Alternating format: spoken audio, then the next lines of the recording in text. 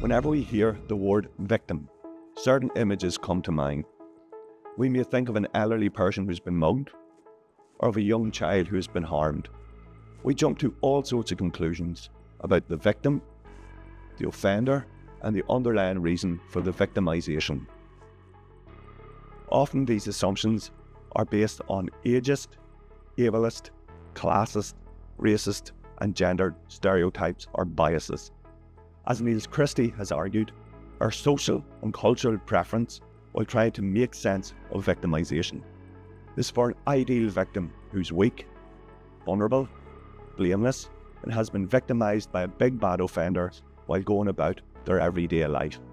While the ideal victim who had harm so violently and suddenly inflicted on them may dominate popular culture, media headlines, and public imagination, decades of victimological research shows that rarely does this exist in the complexity of everyday life.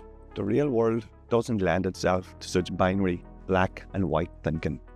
It is instead a messy grey zone where the issues of blame and responsibility are complicated. This holds just as true in everyday circumstances, like a person who's been mugged for their Rolex watch in a darkened street in a rough neighbourhood, as much as it does in extreme circumstances, like, for example, child soldiers in war and conflict. Far from being clean-cut and easily identified, the issues of blame and responsibility and the binaries of victim and offender become a blurred grey mess in everyday life and contexts. This is far removed from the theory that is found in textbooks, showing that we should keep an open mind when it comes to trying to understand victimization and victimhood in the real world.